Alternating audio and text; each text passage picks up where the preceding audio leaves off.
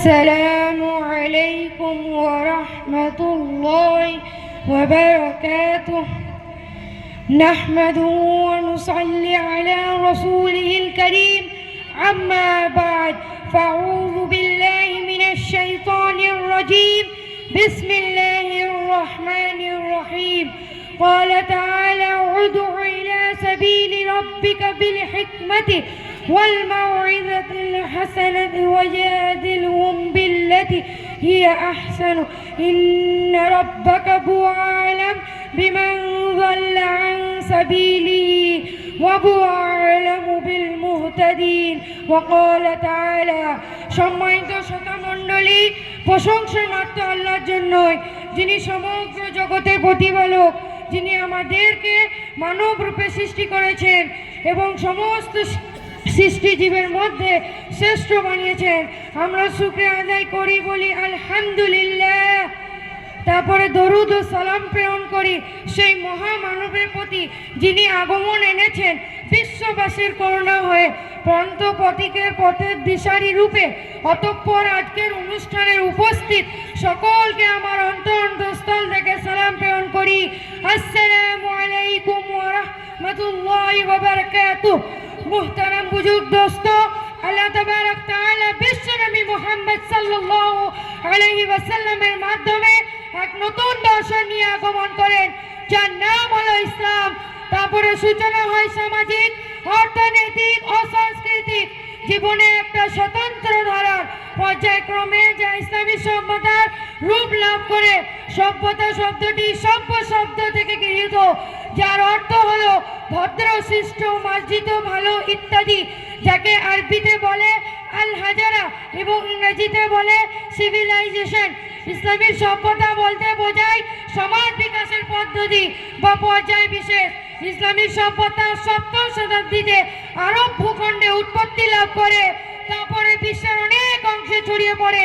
অধিকাংশ ইতিহাসবিদ বিশ্বাস করে যে ইসলামের উৎপত্তি হয়েছে মক্কা ও মদিনায় 7ম শতাব্দীর শুরুতে হযরত মুহাম্মদ সাল্লাল্লাহু আলাইহি ওয়াসাল্লামের মাধ্যমে। ইসলামী সভ্যতা হচ্ছে জীবন্ত ও গতিময় এক সভ্যতা, যা সময়ের সাথে নিজেকে খাপ খাইয়ে নিতে সক্ষম। ইসলামী সভ্যতা ন্যায় এত বিস্ময়কর সভ্যতা দ্বিতীয়টি আর নেই। ইসলাম যদি গতিময় না হতো এবং অন্যান্য সংস্কৃতিকে বিলীন করার চেষ্টা চালাতো, তাহলে ইসলামী সভ্যতা আরব ভূখণ্ডের গণ্ডি পেরোতে সক্ষম হতো না। ইসলামী সভ্যতার অগণিত গুণাবলী কিছু বৈশিষ্ট্য রয়েছে। তার মধ্যে প্রথম বৈশিষ্ট্য হলো এটি সম্পূর্ণ ঐক্যের উপর ভিত্তি করে গড়ে উঠেছে। এটি এমন একটি সভ্যতা যার এই ধারণাটি উপস্থাপন করে যে মহাবিশ্বের প্রতিটি জিনিস শুধুমাত্র একটি সত্তা দ্বারা তৈরি সৃষ্টি, যার জন্য ইবাদত বন্দেগী রয়েছে। তিনি বলেন, ওয়া খালাকতুল জিন্না ওয়াল ইনসা ইল্লা লিয়াবুদুন, অর্থাৎ আমি জিন ও মানব জাতিকে শুধুমাত্র নিজের ইবাদতের জন্য সৃষ্টি করেছি। ইসলামী সভ্যতার দ্বিতীয় গুরুত্বপূর্ণ বৈশিষ্ট্য হলো জ্ঞান ও শিক্ষা। ইসলামী সভ্যতার জ্ঞানকে যে পরিমাণ গুরুত্ব দিয়েছে ও উঁচু মর্যাদায় সমাসীন করেছে, অন্য কোনো সভ্যতা এতটা গুরুত্ব দেয়নি ও এত মর্যাদা প্রদান করেনি। এর জন্য ইসলাম প্রথম নির্দেশিত হয়েছিল ইকরা বিসমি রাব্বিকাল্লাযী খালাক। জ্ঞান ও শিক্ষার মাধ্যমে ইসলাম নিজেকে অন্যান্য সব সভ্যতা থেকে নিজেকে আলাদা করে থাকে। ইসলামী সভ্যতার অগণিত গুণাবলী কিছু বৈশিষ্ট্য রয়েছে। এর জন্য ইসলাম তার পূর্বের সময়কালকে আইয়ামি জাহিলি তথা মূর্খতায় যুগ বলে আখ্যায়িত করে হয়েছে। ইসলামী সভ্যতা আর এক গুরুত্বপূর্ণ বৈশিষ্ট্য হলো সার্বজনীন কল্যাণের প্রতি ভালোবাসা, জ্ঞান ও বিজ্ঞানের প্রসার, মানব জাতিকে পরিচালনার চেষ্টা। যে সকল সভ্যতা আল্লাহর প্রতি ঈমান ও তাওহীদের উপর প্রতিষ্ঠিত নয়, তার অন্তর কলহ বিবাদে লিপ্ত। কেননা যে সভ্যতা আল্লাহ ছাড়া অন্যান্য ইলাহকে ভিন্ন ভিন্ন নামে প্রভু হিসাবে গ্রহণ করে, সেই সভ্যতা মানুষের জীবনকে বিনষ্ট করে দেয় ও দুঃখ দুর্দশা বয়ে আনে। কেননা আল্লাহ বলেন, লাউ কানা ফীহিমা আলিহাতুন ইল্লাল্লাহু লাফাসাদাতা ফাসুবহানাল্লাহি রাব্বিল আরশি আম্মা ইয়াসিফুন। যদি নবমণ্ডল ও ভূমণ্ডল আল্লাহ ব্যতীত কোনো উপাস্য থাকতো, তাহলে উভয় ধ্বংস হয়ে যেত। তারা যা বলে তা থেকে আরশের প্রভু আল্লাহ পবিত্র, আল্লাহ পবিত্র। যারা আল্লাহ ও তার রসুলের অনুগত করবে তারা অবশ্যই মহাসাফল্য অর্জন করবে। এভাবে পবিত্র চিন্তা চেতনার উপরে ভিত্তি করে ইসলামী সভ্যতা গড়ে উঠেছে। দুনিয়ার কর্মফল পরকালে পাওয়া যাবে এই দৃঢ় বিশ্বাসের ছায়া কারো পক্ষে নৈতিক মান রক্ষা করা সম্ভবপর নয়। আল্লাহ তাআলা আমাদের সকলকে শিক্ষা ও ইসলামী সভ্যতাকে আঁকড়ে ধরা ও পরকালে গমন করা তৌফিক দান করুন। আমিন। ওয়া আখিরু দাওয়ানা আলহামদুলিল্লাহি রাব্বিল আলামিন।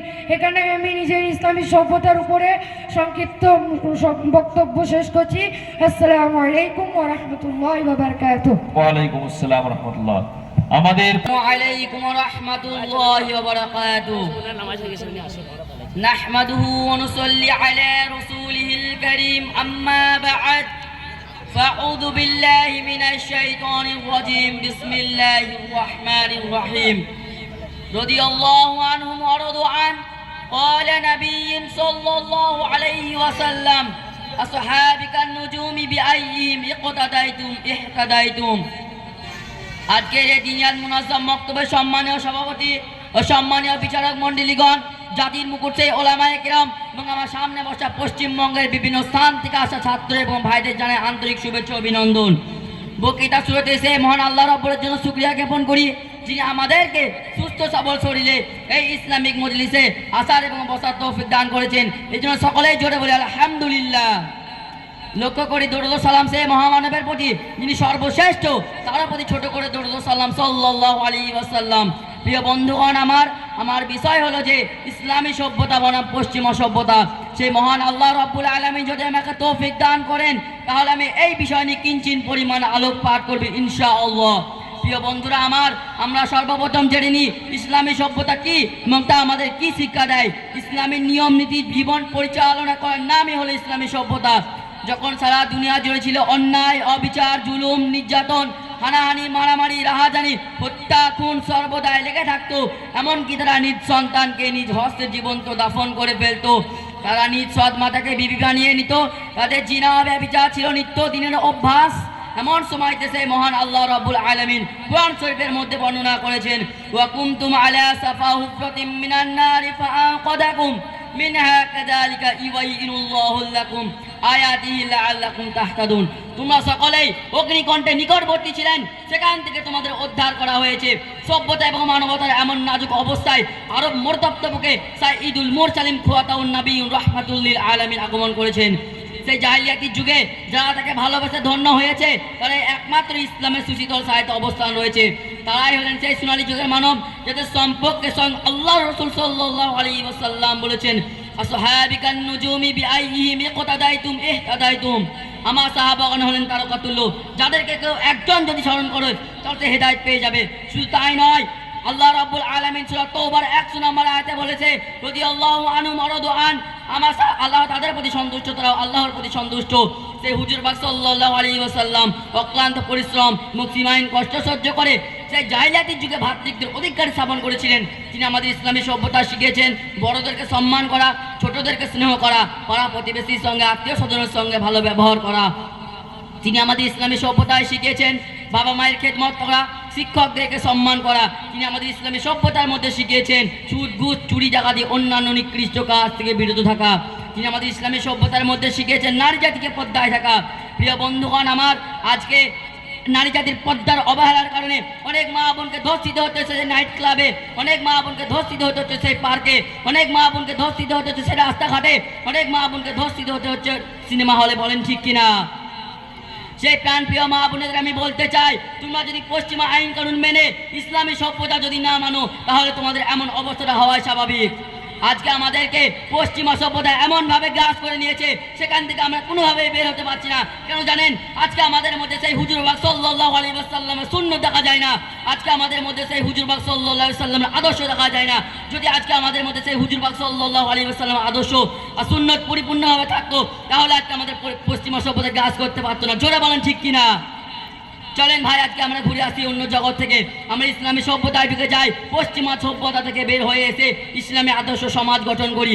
সুতরাং ইসলামী সভ্যতায় রয়েছে সেই হুজুর পাক সাল্লাল্লাহু আলাইহি সাল্লামের আদর্শ এবং ইসলামের হুজুর পাক সাল্লাল্লাহু আলাইহি ওয়াসাল্লামের আদর্শকে জীবনকে উজ্জীবিত করাই হলো আমার কাজ। আমি এই বলে আমার বক্তৃতা শেষ করছি। কবির কণ্ঠে আমি একটি কবিতা বলতে চাই। পৃথিবীতে এসেছিলে যখন কেঁদেছিলে তুমি, এমন জীবন করিবে গঠন, মরিলে হাসিবে তুমি কাঁদিবে ভুবন। ওয়ামা আলাইনা ইল্লাল বালাগ। আসসালামু আলাইকুম ওয়া রাহমাতুল্লাহি ওয়া বারাকাতুহু।